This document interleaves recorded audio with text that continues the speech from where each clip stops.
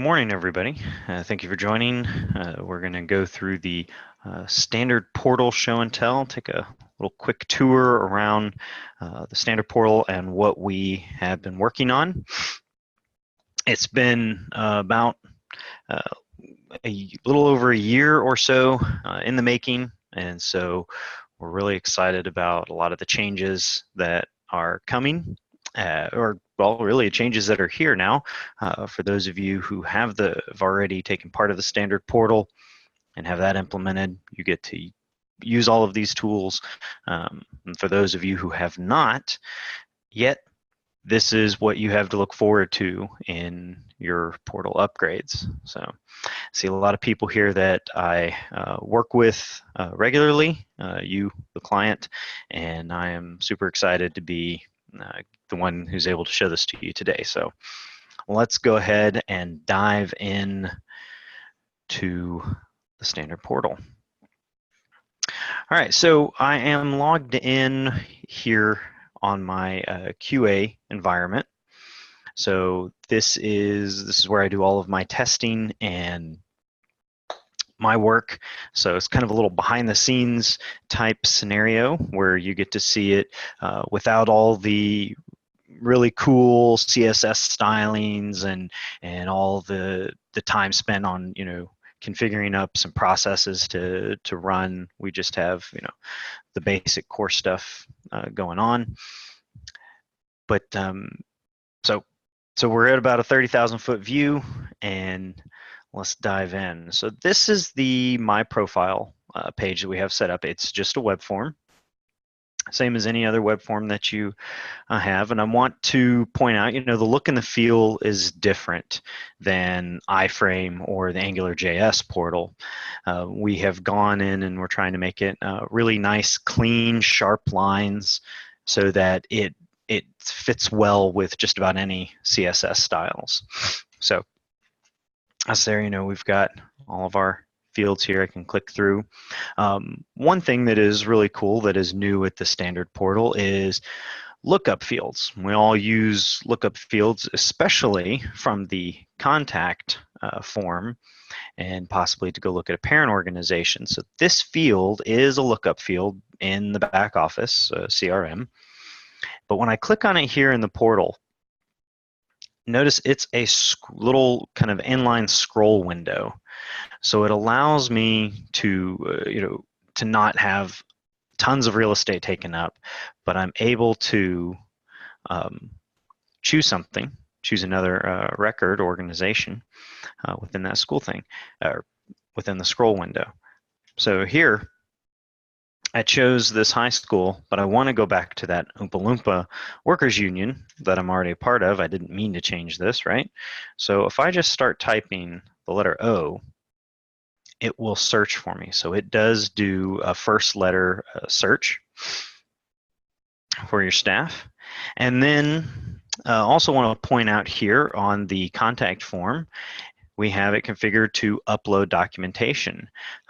This was previously a type of an extended feature, something that some of you asked for and said, hey, we really need to do this, and so we got you a little widget, attached it, built it out, made sure it worked for you. But now this is out of the box functionality feature that is coming with the standard portal. All right. And next, we're going to go through this page, and I've kind of forgot to mention, but I've queued up my tabs because, as everybody knows, my Zoom gets a little wonky with me and doesn't like to load pages very well. So, so I've got everything queued up in the tabs so that we can quickly move through all the different processes. All right, so this is the My Account information, or just account information for the account. So we see we're looking at the Oompa Loompas worker union, and everything here is pretty. It's the same as most web forms that you have. Well, what I really want to come down here and show you is this subgrid.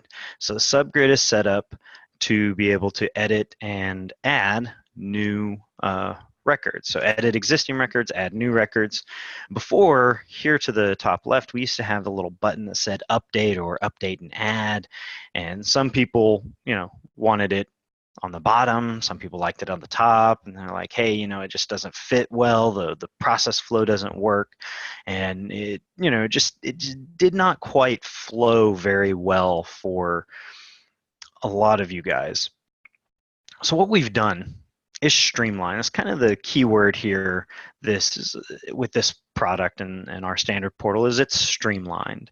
We're trying to make it where things just flow in a natural order. So notice this little pen or pencil guy here on the right. If I click this, and you'll forgive Zoom, it slows down my computer a little bit, but in just a second, a little inline window is about to pop up, and we're going to be able to see the edit for Jimmy Fallon here. There we go. Got that open. And I have this configured right now to, when I click that pen or pencil icon, it opens up the My Profile page. So you can configure this to go to any kind of web form that you need or want. If you want them to be able to, the secretary or the account admin to have different information to edit and to view, you can do that. We can make any kind of changes here. We can click save and it'll give us a little notice that we've saved. But we're going to go ahead and close.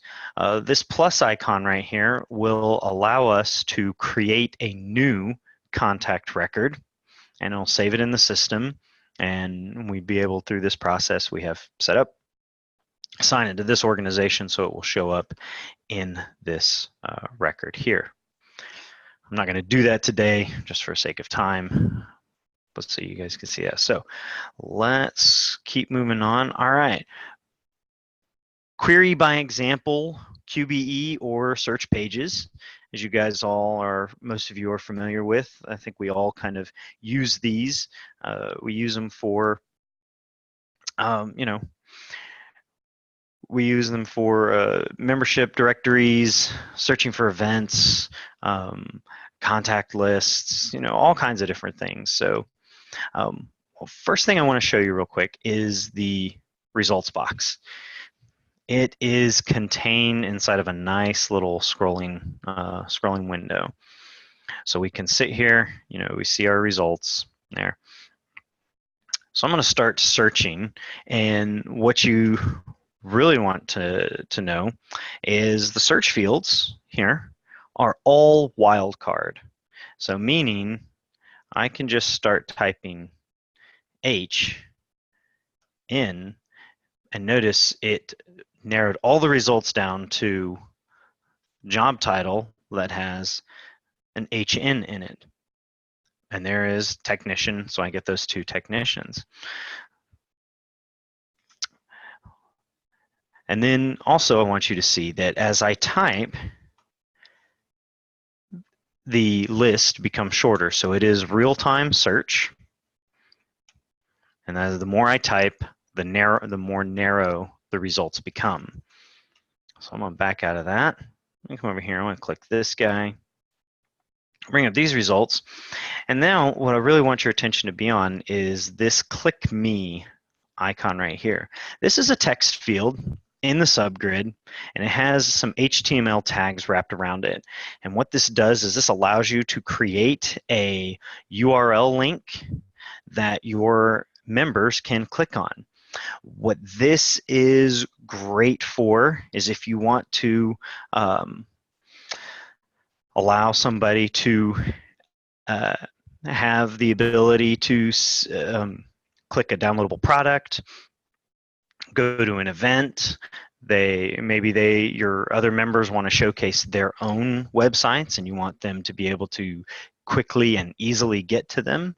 You can put those tags in here, the HTML tags, in a text field or a string field, and then they will be displayed inside of a subgrid. Notice in the bottom left-hand corner I have CNN.com shows up. So this link is connected to CNN.com. If I were to click it, it would open in this window, and we'd go to CNN. but I'm not, so that we don't have to try to reload everything here. All right.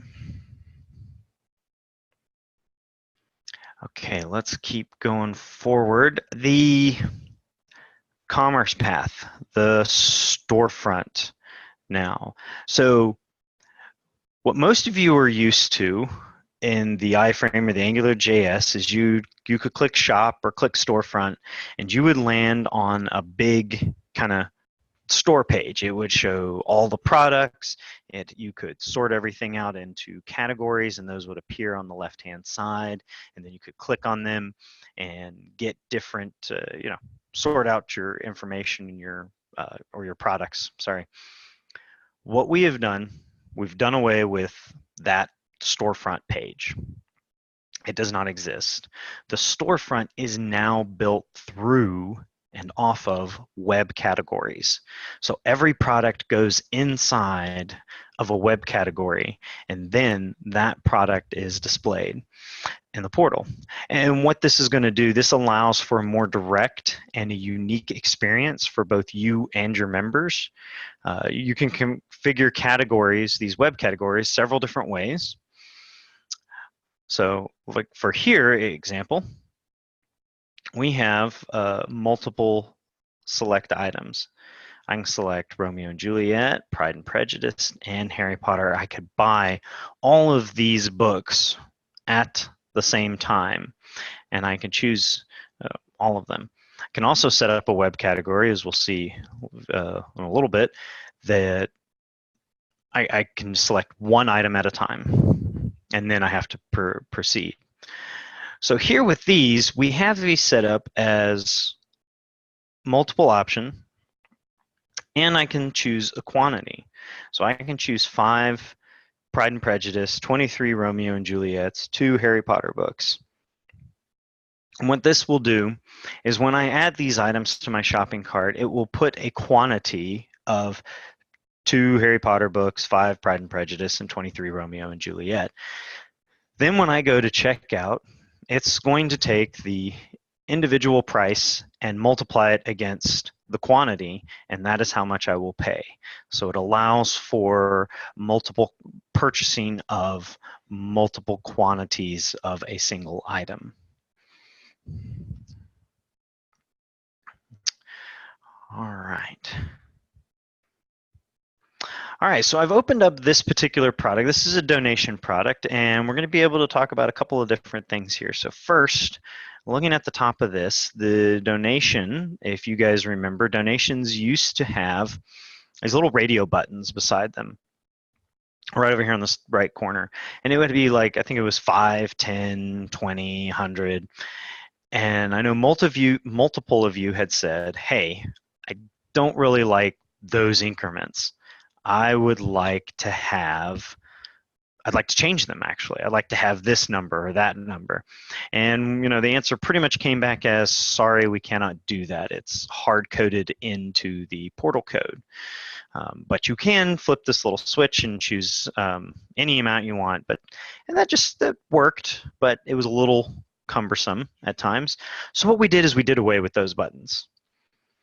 We have just gone with the one-time or the monthly, and you put in the amount that you want. Ours right now is defaulting at $10 amount, so go on and you're good.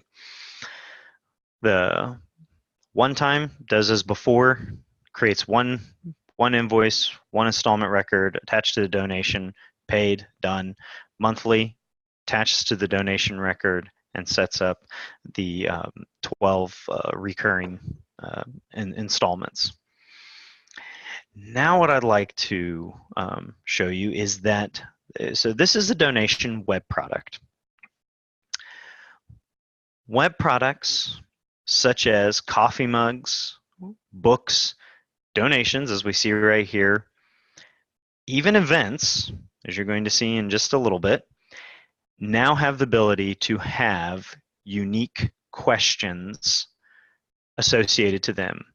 Each question can be unique, and each question can be completely different. Those question answers are captured on the shopping cart item, and then depending on the process that you need, you can move those answers to wherever in CRM that you need them to go via a workflow or some other type of process. The web product questions, right down here at the bottom, they're going to show up like this, questions for you, and I've just created 2 for this particular product and this web product. So it is first time donating, yes or no. I've created an option set and given it values. So I can say no.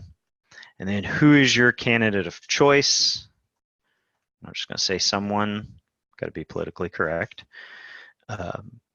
So I've answered those 2 questions. How many different types of questions do we have? That's a great question. We have about 8 different types of question scenarios you can configure. Option set, which is what you see here, where you can set multiple values and define what the answers are going to be for your person or for the user checking out. A 2 option checkbox, which is just a yes, no, a short answer, a long answer. We've got the ability for you to have a date field, a date and a time field, label, and a divider. Now the label and the divider, let me just talk about that for a second. Those are going to allow you to organize and display the questions the way you would like to. So it kind of keeps it all together in one spot so that you can say, I've got, a bunch of questions. I got like 5 questions, but I've got to split them up, into groups of 2 and then a group of 1, all by its lonesome. So using the label and the dividers, you can order them. The questions are ordered by they have a display order field on their record. So you can set and say, this question is number 1, this question is number 5, this one's number 4, and so on. All right, let's keep on going. All right, memberships. Let's talk a little bit about memberships. First, notice this web category as opposed to the product web category, the books web category that we were looking at a minute ago. This one does not allow for multiple options to be selected. That's because it's just configured to only allow one selection. Whereas the book category was allowed to select multiple selections. So with memberships, we've done a couple of different things that are pretty new. So one of them that's really big, we're really excited about, is rate-based memberships can be purchased directly from the portal for both contacts and accounts. And so when you go and you have your rate table set up, and you can, based on the requirements that the contact or the account record meet, will fall into a particular pricing value, and then that will translate onto the portal. That's what they'll have to pay. And this is now out of the box standard functionality. The other thing that we're really excited about is account-based memberships purchased through the portal. So this is new to the standard portal. It's not in our other versions. And I'm going to load in this corporate membership. And if you take a look and you notice here on the top right, it says choose organization. I can click on this as much as I want. It's not going to let me go forward. And what we've done is that we've set this process up for the account-based membership purchasing to use a contact role in the back office. And any contact that is authorized to be making membership purchases for a particular organization would get this contact role. Now, what we're using the contact role because it's going to allow you to, it's kind of going to be off to the side and allow you to use whatever process you want for your members, positions, primary contact, participations. They went to an event, they happen to have the title of secretary or whatever you want to generate that contact role for this authorization, this ability to choose a membership and purchase it for an organization is up to you, and can drive it into the contact role. So having a contact role, what it's going to do is it's going to allow me to see this choose organization, and it's going to let me see these two. So I've got two records that I can choose from, or two organizations I can choose from. I'll choose Altai Developers, and what it has done is it's now opened up the pricing, and it is letting me look at my price. I see it's $100. I can now add it to my cart and go on. So one thing about the account-based membership is that these must be purchased one at a time. This is an intentional design so that each account membership is correctly associated to the correct corresponding account record. So in other words, if Sally is going to go and purchase memberships for 3 different organizations, she will need to check out for org A, go all the way through, go back, make sure she's, come back to this membership here, check out for org B, and then again for org C. And this is going to ensure that the correct participation record, invoice, and everything is all tied together correctly. All right, now we come into the world of events. So we have brought back the event calendar. There we go. Back, there we go. Can see a whole bunch. I know in February I had a whole bunch of events set up. So this is what the event calendar looks like. And if you were to click on one of these, you can go straight in to that event, and it'll load. And I went ahead and clicked on it. It may take a second, but it should load up and go right to that event and be able to register. So this was something that was available in the iframe portal. It didn't make it in the AngularJS, but it is back now in the standard portal as a default out of the box feature. All right, let's talk about events. This is, a big one. This is everybody, all of you guys do events of some size. You've got webinars, you've got annual conferences, galas, committee meetings, all kinds of things, all across the board. So a couple of things that we've done. First, we have allowed for registration types. We've got registration type lets you choose between 1, 2, or 1 day registration, day 2 registration, or full day registration. We have inline multi-user registration. We have multi-guest registration, event level questions, and event session level questions, position-based pricing, and event session groups. So kind of just hit on all of those right there. Let's dive into them. So first I'll show you the registration type.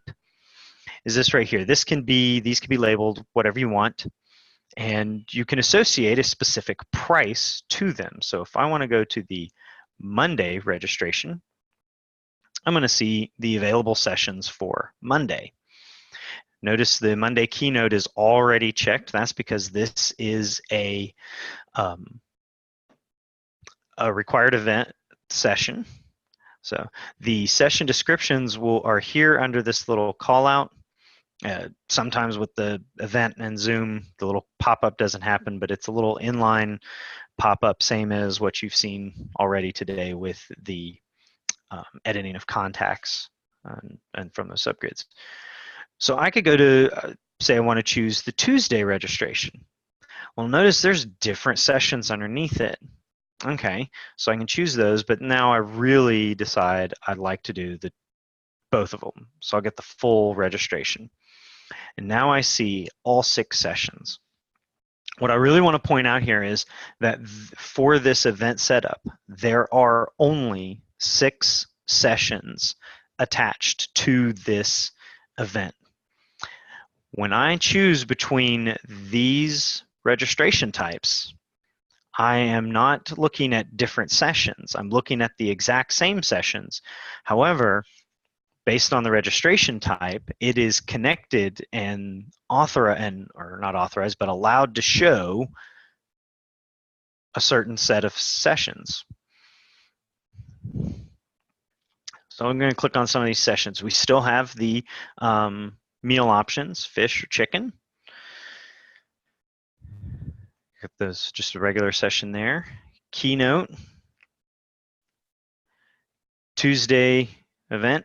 This guy is your event session level questions.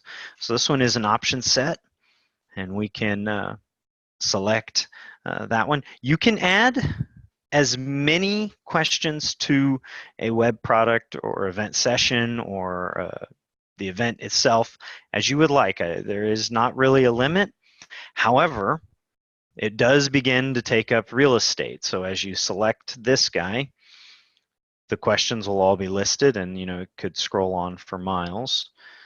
When you uncheck, they do get hidden. So this right here is the Tuesday lunch. Now this one is set up as a guest session. And so we now have offered, due to much request, and we've listened to what you've had to say and tried to really incorporate all the different features and items that everyone uses regularly.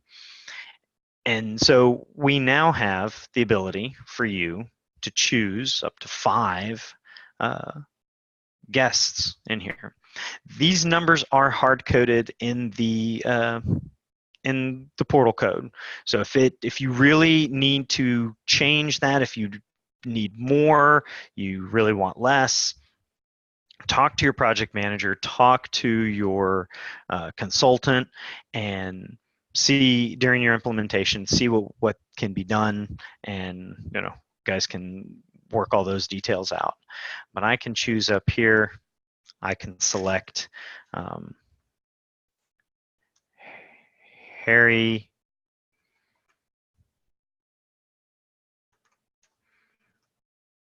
Sally, and Joe.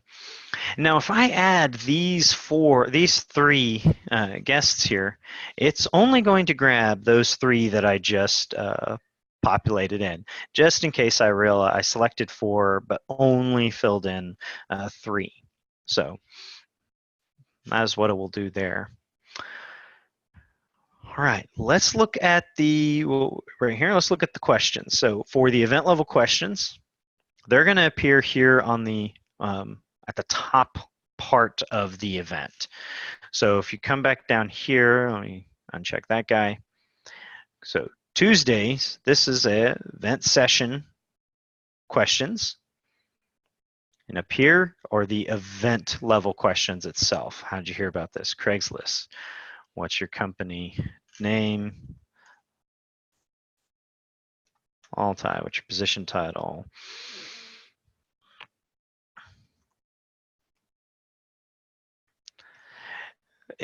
So you can fill in these questions, and these get written back to the questions and the answers get written back to the shopping cart item.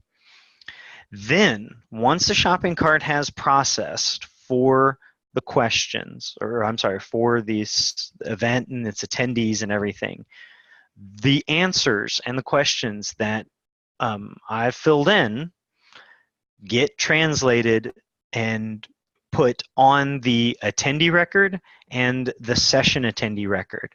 So if I check out choose Marcus here. Marcus, we're registering for Marcus, and we've answered these questions, the event questions up in the top right and the session questions down there. Those will all be visible on Marcus's event attendee and session attendee records. And that way you can do reporting, marketing lists, whatever you need to do, your staff can do. You don't have to go hunt through it through shopping cart entities or anything like that. It's all right there where you guys need it. So now let's talk about the multi-user registration. So if you allow somebody to register others, when they log into this event and they go to register for it, the portal will know. It reads and says, oh, hey, this person logged in. This is Josh. He has register other ability. So I would then see this list of people that I'm allowed to register. And I can choose them. I can choose myself, choose Michael Jordan, choose anybody on here. But let's say I want to register multiple people at a time. Flip this little icon right here, flips over, and now I can select 3 people, and they're all going to go to the keynote. They're going to go to the keynotes. So they'll go to Monday and Tuesday keynote.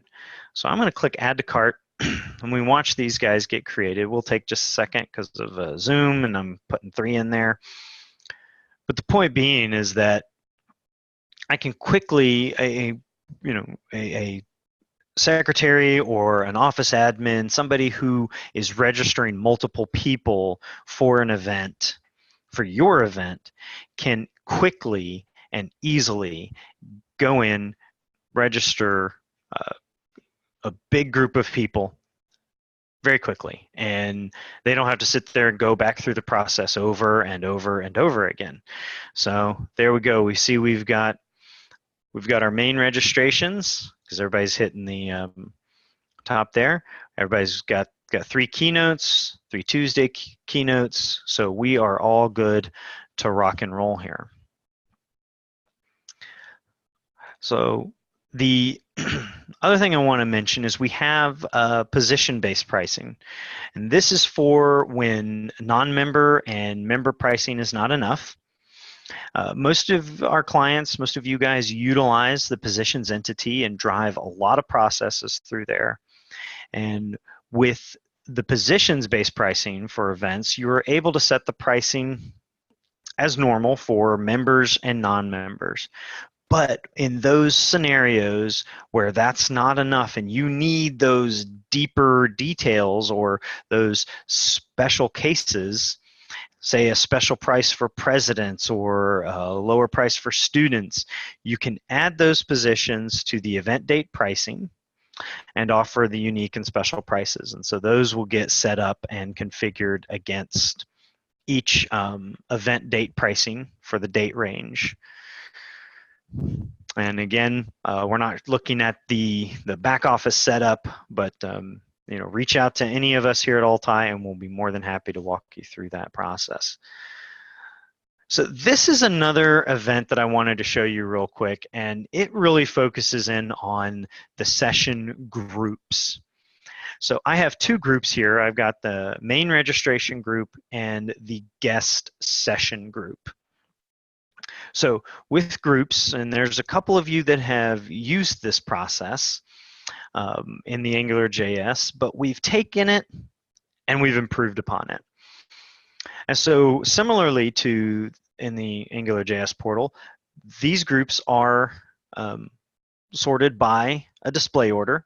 So I could take the main registration group and put it below the guest session group.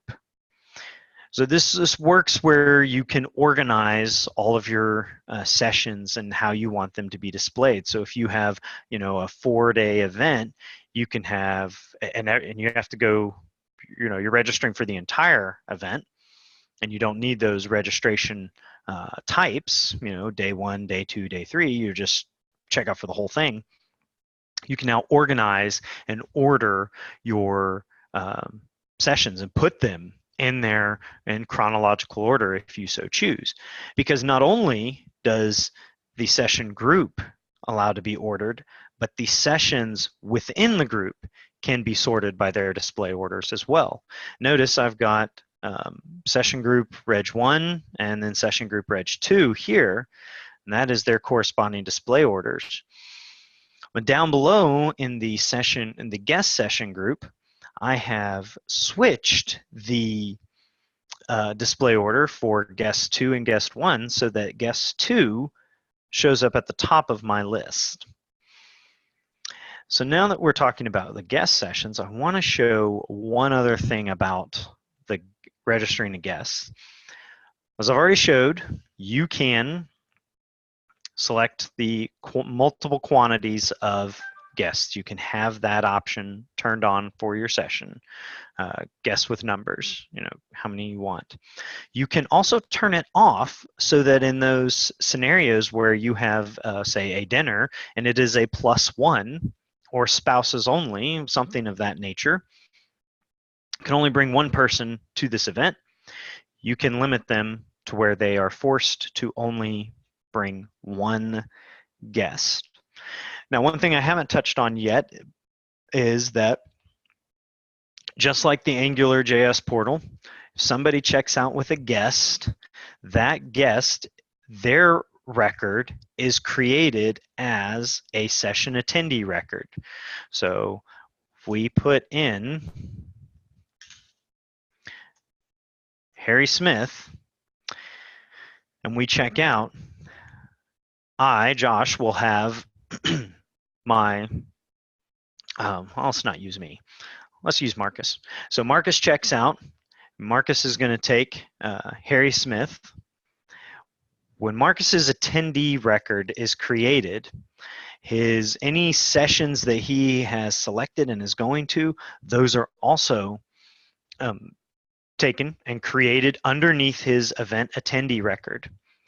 Then Harry Smith gets a session attendee record as well, and that is also tied underneath Marcus's attendee record, because Marcus is the attendee. He's the main person. He's the user that was logged in, and he's the person going. Harry Smith here is the guest, and he is connected and tied to Marcus. So that's really what I kind of wanted to show there for you. And then now, let's go in. I've saved this one here. Talk about the invoices page. So everybody likes to, or everybody has invoices that they want their members to be able to pay. You run a dues bill renewal, and so they get billed their membership fees, and they say go online, log in, add your invoice to the cart, and pay it. So again, had those buttons up here, update, checkout, was a little cumbersome, and we didn't, not everybody liked them, wanted them on the bottom, but if you had a long list, you had to scroll. So, it didn't work. So again, going back to what we said at the beginning, streamline. We've streamlined this. Now we've got this nice little icon here. So when you select that this is an invoice subgrid, I can press this little icon right there, and I have put this invoice in my shopping cart. If I uncheck it, that invoice is gone. It's taken out of my shopping cart, and I don't have to see it anymore. So, but I want to put it back in my shopping cart so I can go check out with it. And then I come down here to my invoice history. And let's say, and so here's a little subgrid that we set up so you can see all of your paid invoices. I have quite a few. But I can click this little print icon, and then pops up this invoice page. So this allows your users to be able to see their invoice. I see my description, what I purchased, how much it was. I have discounts. There's my payment terms, policies. So this allows me to notice there's a print button down there at the bottom. I can print the invoice. I can, I can see it. So this is great for the record keeping of people, and they need to see another invoice, and they can do this quickly without ever, having to leave that invoice page. So I have this first invoice in my shopping cart. I'm going to scroll all the way down. This web form in particular, it has its next navigation is set up to proceed to checkout. And what that does is that puts this continue to checkout button on here for me. And when I click that, I'm going to click it now. When I click that, what it does is it's going to bypass the shopping cart. I'm not verifying that my items are in there. Typically, you're going to use that continue straight to checkout on the invoice page.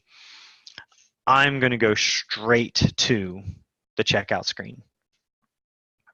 And then here is my checkout screen. So we can see there's all of my registration items, and then there's the invoice that I'm going to pay for. And what I want to point out at this point is the process for purchasing, or not purchasing, but paying for an existing invoice through the portal has not changed. It still creates it will create a shopping cart item for this invoice line item. When it creates the invoice inside of CRM, that invoice is going to create, that's the transaction invoice, because each portal transaction must have its own new invoice. Unfortunately, I've been asked this many times, but unfortunately we cannot write items back into the existing invoice. And so in this scenario, I have other items here. I could not write these registrations back to invoice 01196.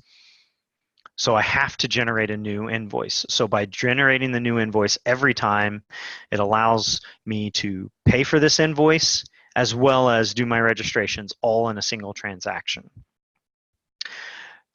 But just to finish the process of paying for the invoice, it writes the payment to our transaction invoice, the one that will be created from this checkout session. And then it creates a transfer payment. And that transfer payment will go back to the original invoice and mark that invoice as paid. Now, because I have these other items, the keynotes and the expo event on this invoice, on this transaction, those items will show up in this invoice, on this current transactions invoice. And a portion of the payment that I will make is going to remain on this invoice. If I was not paying for any of these items, just the invoice, then I would not see any line items on that invoice. It would just be $0, no items, but there would be a incoming payment and an outgoing payment on it with transfer details about it. If I was purchasing anything that was shippable, I would have a shipping information section show up. And then we have updated this, so there are requirements. So I have to have a street, a city, a zip. So I could put somewhere back in there, and then 1, 2, 3 main. So you have to have that. Now, if I go here, take those out, and I try to check out, it's going to tell me some fields were left blank. Scroll up to complete. So I'll have to put this back in.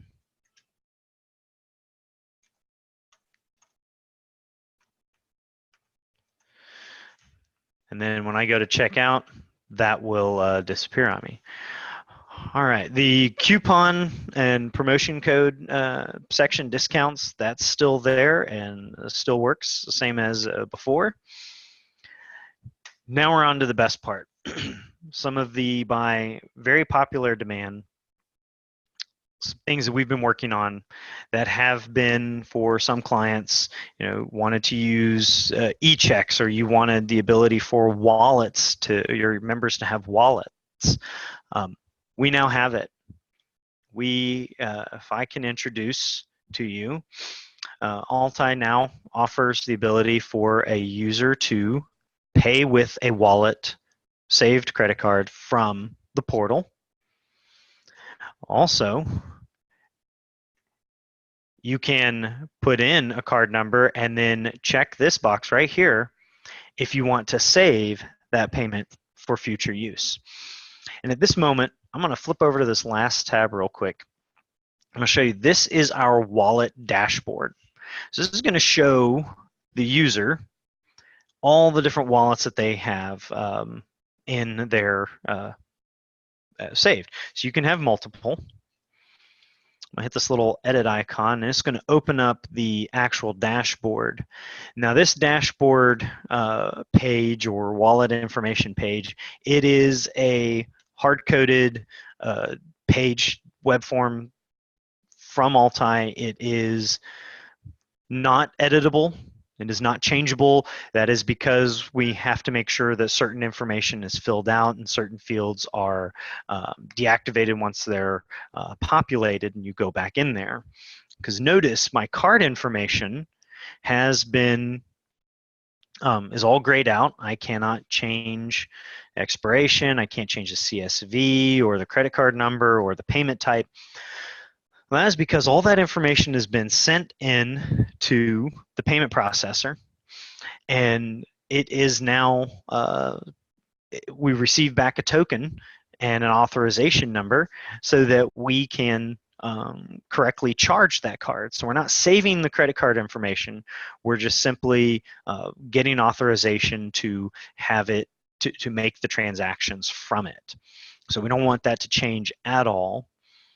Now the billing information might change. So these fields are open and available to change for a person. Also, we have in the works, and we are finishing up the development for allowing the wallet to be used for the automatic billing of a participation through our autopay process. So they can select this wallet and say, yes, this is, you've got a membership, I'm going to buy it, and it's auto renews every month or every 6 months or every year. This wallet is going to get charged for that. This wallet's going to be used every time that runs. That process goes through and says, hey, we need to bill a wallet and for this person. So that's wallets. Again, very, very excited about it. They show up down here as MasterCard and then the number. We still offer the check payment, so somebody can set in the check. New to the standard portal is the PayPal ability. This is where we have this PayPal checkout right here. And I can click this, and it's going to open up this little window. And what it's going to ask me to do is to go and to go and log in to my own PayPal account. So it's whoever this is. It could be jfrancis@gmail.com or jfrancis@altai.com or whoever. Or log in, choose my account information, what I want, my credit card, my bank, whatever payment is saved, and then go and check out with it. So I canceled this, so this is what it's going to say, a payment authorization is canceled, and it's going to take me back here. But if I had checked out with it, it's going to take me all the way through, and once it's finished processing, it will show me the confirmation page.